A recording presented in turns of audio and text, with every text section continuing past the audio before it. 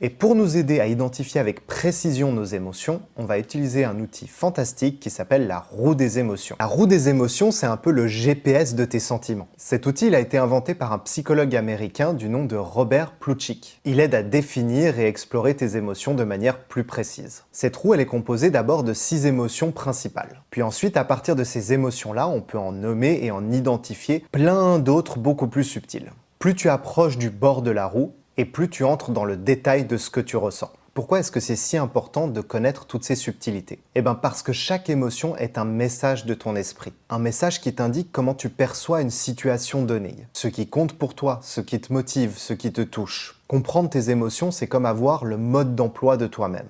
Tu sais ce qui se passe en toi, tu comprends la source exacte de tes émotions et ensuite tu peux réagir en conséquence. En fait, quand tu restes dans les émotions floues, c'est difficile de comprendre ce que tu ressens à l'intérieur. On a l'impression de juste subir quelque chose. Surtout quand on ne comprend pas pourquoi on n'arrive toujours pas à lâcher cette fichue émotion. Qu'est-ce qui nous attache à elle alors qu'on veut profondément s'en libérer? Mais quand on commence à trouver la racine de nos émotions, là on reçoit enfin le vrai message que notre corps et notre esprit cherchaient désespérément à nous transmettre. Je dis pas qu'elle va disparaître du jour au lendemain, mais il y a un poids qui s'enlève quand on a pu voir ce qui se cachait réellement derrière. Il se passe comme une réalisation en nous. Voilà ce que je devais vraiment entendre. En plus, maîtriser la roue des émotions, ça nous permet aussi de mieux transmettre aux autres ce que l'on ressent. Et ça les aide à mieux comprendre ce qui se passe en toi. Tu peux utiliser la roue à l'instant T quand tu ressens l'émotion, mais elle est aussi super utile pour analyser des émotions que tu as ressenties dans le passé et qui te tracassent encore aujourd'hui.